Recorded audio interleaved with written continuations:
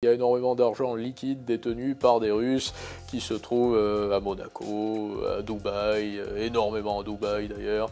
Donc le PIB de Russes qui n'ont pas des comptes pris en considération est beaucoup plus élevé si on additionne ces sommes qui sont russes également, en tout cas qui sont le moteur de la nation russe. Les BRICS avaient annoncé qu'il y aurait une création de monnaie commune, en tout cas qu'on en connaîtrait les coutures. Moi j'attendais impatiemment, il n'y a pas eu d'annonce à propos de cette monnaie commune. Les Chinois n'accepteront jamais d'être à égalité en termes de pouvoir sur une monnaie commune avec d'autres pays faisant partie de l'Alliance. Alors est-ce que les Chinois pourraient devenir par contre ce que les Américains ont été au système occidental? C'est une éventualité.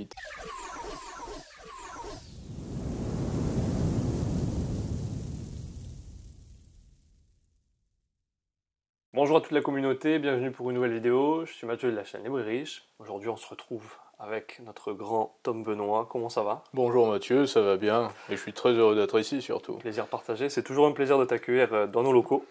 Avec une tonalité assez libre et riche. Exactement, bien trouvé. Du coup, il y a un sujet qui passionne aujourd'hui. On avait parlé de la fin du dollar. Est-ce qu'on pouvait parler de fin du dollar? Donc, je vous renvoie à la précédente vidéo. Et un autre sujet qui passionne énormément et qui est quand même assez étroitement lié avec ce sujet-là, c'est la monnaie BRICS. Ouais. Est-ce qu'on peut vraiment envisager l'arrivée d'une monnaie BRICS? Si oui, de quelle manière? Et sinon, pourquoi?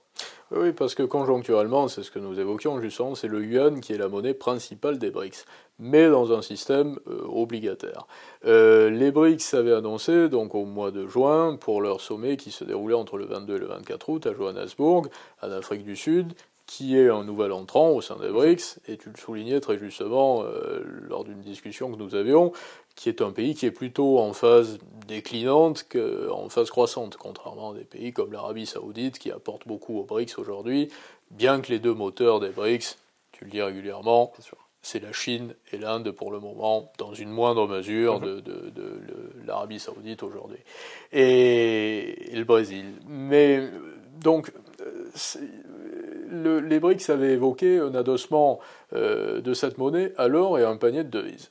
Donc, la première des choses qui m'est venue à l'esprit, et j'avais fait un papier dans Le Point à ce moment-là, donc avant le sommet qui s'est déroulé le 22 et le 24 août, et mon papier daté de la fin du mois de juillet environ, c'était la tonalité.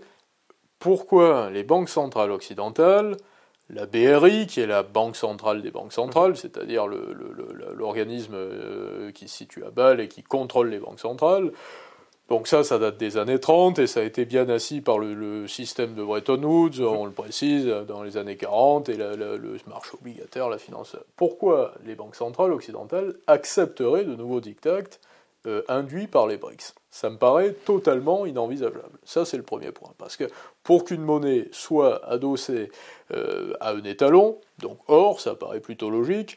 Qui plus est, il se pourrait fortement que ce soit un or qui ne soit pas vraiment de l'or, mais qui soit un or numérique ou partiellement numérisé, parce que bien que les BRICS détiennent beaucoup d'or, l'Inde détient beaucoup d'or, la Chine a été le plus gros producteur d'or ces derniers temps. Je crois que l'un des plus gros pays producteurs également, qui ne fait pas partie des BRICS, c'est le Bangladesh, un or qui a également acheté... La Russie aussi produit pas mal. Et la Russie également. Est-ce qu'il y aurait suffisamment de quantité d'or pour assumer un volume monétaire capable de faire fonctionner des échanges qui sont quand même très diversifiés aujourd'hui, très numériques également, puisque les échanges avec... Il y a une période charnière, on est vraiment dans une période beaucoup plus numérique il y a une quarantaine d'années. Le XXe siècle, on va dire que le XIXe était le siècle du charbon, le XXe du thermique et du pétrole, et aujourd'hui le siècle du numérique, mais qui fonctionne encore avec beaucoup d'énergie fossile et du pétrole et encore du thermique.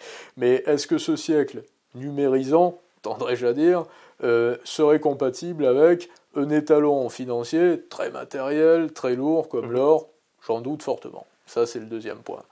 Donc ce sera très compliqué pour les BRICS, en tout cas, de créer leur monnaie. Et deuxièmement, c'est une monnaie commune, mais pas une monnaie d'usage. Donc qui rappelle un peu plus l'écu, qui a été mis en place en 1979 en Europe, qui a précédé l'euro, mais qui était une monnaie fantôme réservée à certaines entreprises et qui n'a pas eu le succès escompté en tout cas. Par contre, l'euro était plutôt une bonne idée. Je suis d'ailleurs pas contre l'euro.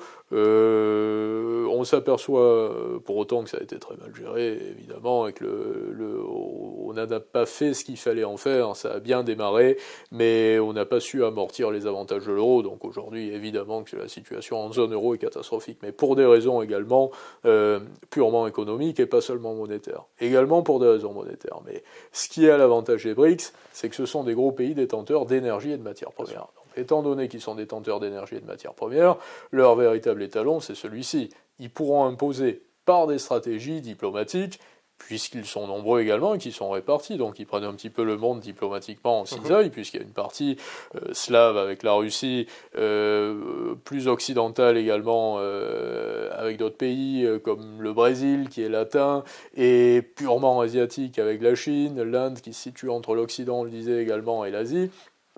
Donc ils vont pouvoir peut-être amener une corrélation entre la monnaie fiat et les matières premières qu'ils exportent, mais là, à ce moment-là, ça voudrait dire qu'ils imposent un nouveau système, mais pas une nouvelle monnaie. Donc ce qu'il faut y voir dans l'annonce des BRICS, c'est plutôt bientôt nous allons imposer un système, mais pas nous allons imposer une monnaie. Imposer une monnaie, ce serait très compliqué.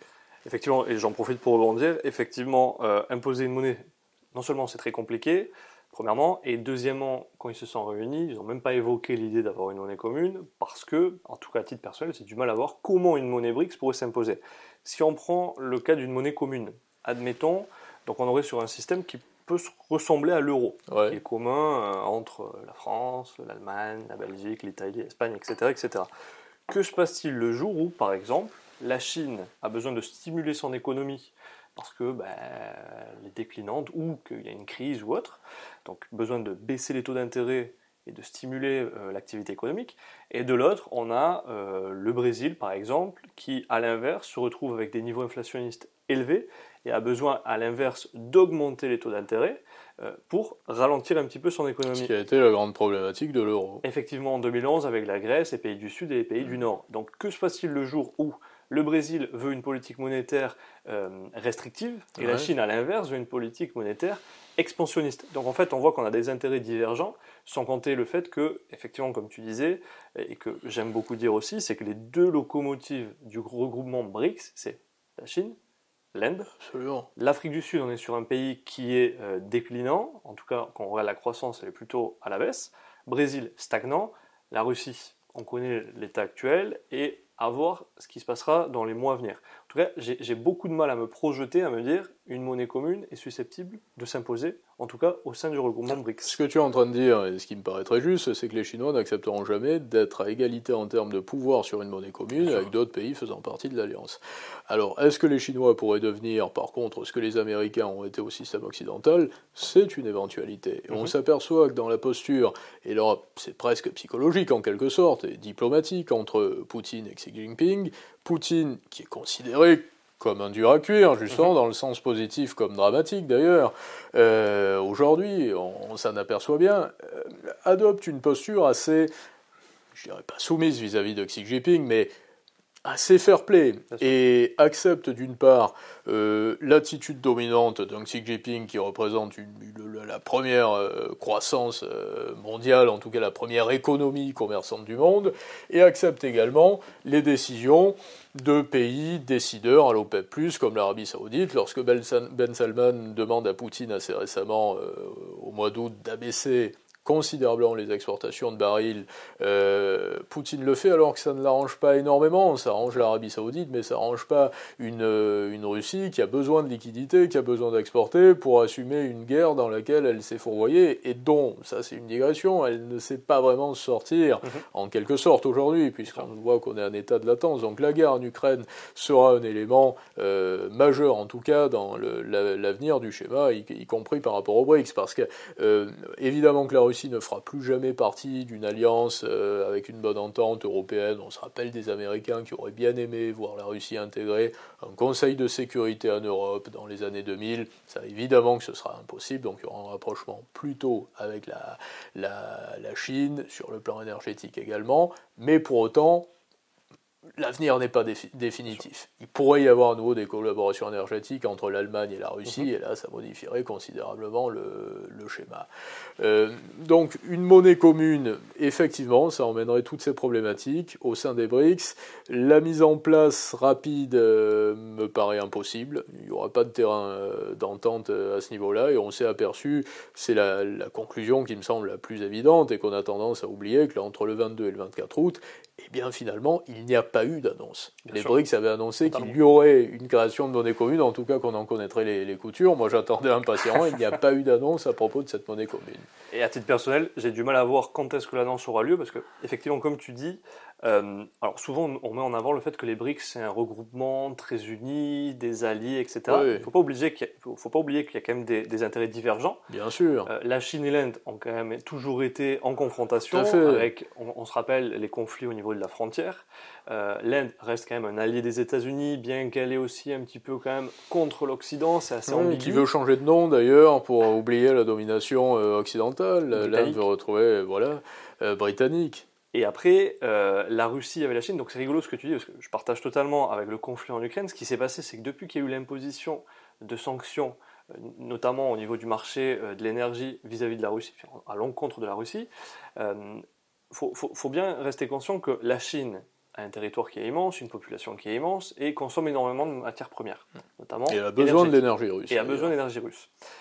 La Russie, à l'inverse, a une grosse population, un territoire qui est immense, et énormément de ressources énergétiques, ou de matières premières de manière générale, mais elle n'a pas la capacité à tout consommer, puisqu'elle a tellement de ressources, donc elle se retrouve dans l'obligation d'exporter ces matières. Avant, son principal partenaire, c'était le continent européen, on va dire, de manière générale. Aujourd'hui, avec les sanctions, ce qui se passe, c'est qu'elle doit trouver d'autres partenaires. La Chine, jusqu'à présent, n'importait pas énormément de matières premières russes, malgré des frontières communes, il y a quand même un certain éloignement. Donc elle passait notamment par le détroit de Malacca et importait des matières premières, notamment d'Arabie Saoudite et de la partie asiatique.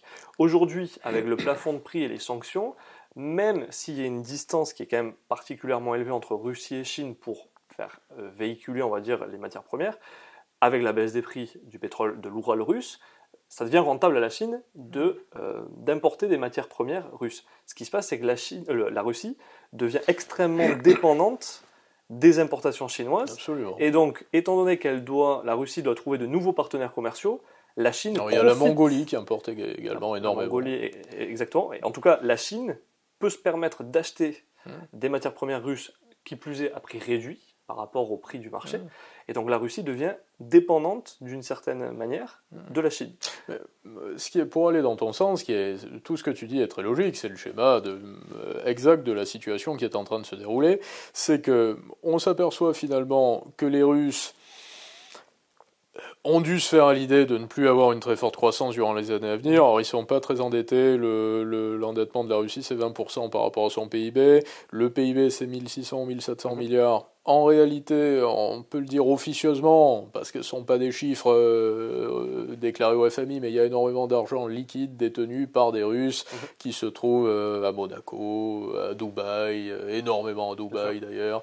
Donc le PIB de Russes qui n'ont pas des comptes pris en considération est beaucoup plus élevé si on additionne ces sommes qui sont russes également, en tout cas qui sont le moteur de la nation russe. Et donc ce qu'on remarque, c'est que les Russes acceptent plutôt bien la situation compliquée dans laquelle ils se trouvent. Ils acceptent également de laisser mener le navire par l'Arabie Saoudite sur le plan énergétique et l'OPEP+, dont ils font partie, dont ils sont un gros producteurs. Ils acceptent ce que les Chinois leur imposent effectivement, qui n'est pas reluisant pour la Russie, conjoncturellement. Et les Chinois, de notre côté, ce qu'il faut noter, c'est qu'ils sont plus profiteurs d'une situation que hégémon. Et donc là, la grande question qui vient à se poser, c'est que quand est-ce qu'ils bouleverseront le système obligataire en n'achetant plus de dette occidentale? C'est surtout ça. Et à partir de là, ça menacera l'équilibre des monnaies fiat et les taux de change flottants et tout le système des monnaies fiat. La grande question est vraiment là. Et ce qui est corollaire, c'est est-ce que avec une monnaie commune ou même sans monnaie commune, on sait que le marché obligataire, qui est le plus grand marché au monde, et le marché obligataire indien se porte très bien, aujourd'hui, est-ce qu'il va y avoir un marché obligataire intra-pays du BRICS? Est-ce que les Chinois auront intérêt à acheter des obligations d'État, par exemple à l'Arabie Saoudite, qui lui aura exporté du pétrole, ou à l'Inde? Pas sûr, parce que ce sont des pays qui détiennent chacun des matières premières différentes, qui ont une valeur différente, donc il n'est pas évident que les pays du BRICS institutionnalisent entre eux un marché obligataire. Je ne vois pas d'intérêt à proprement parler pour les pays du BRICS d'institutionnaliser un marché obligataire. Ce qu'il ne faut pas oublier, c'est que, regardez l'Europe par exemple, regarde en 1957 avec le CETA, les premiers traités, le traité de Rome, il y a des identités très marquées dans l'Europe à 4 ou à 5 entre l'Italie et la France. Il y a des collaborations très factuelles. Si on prend Peugeot par exemple, Peugeot fabrique de meilleurs moteurs que les Italiens, mais Pininfarina supplante totalement les dessinateurs français à l'époque. Et tout ça se monnayait très cher, tout ceci avait une grande valeur. Donc il y avait des échanges qui n'étaient pas de matières premières, mais de services, mais qui étaient quand même véritablement fondés dans ces années-là. Donc on n'était pas obligé de s'acheter de la dette entre nous, puisqu'on s'échangeait déjà très bien les choses.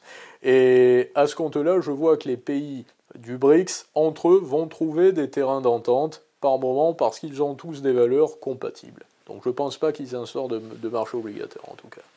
A priori, pas de marché obligataire, pas de monnaie de BRICS qui s'impose Pas au dans niveau l'immédiat. international. On verra bien ce qu'il en sera, et on verra bien si nos prévisions s'avèrent justes. On verra la suite. Merci pour ton intervention. Merci à toi, Mathieu. Et puis, je te dis à très vite. À très vite.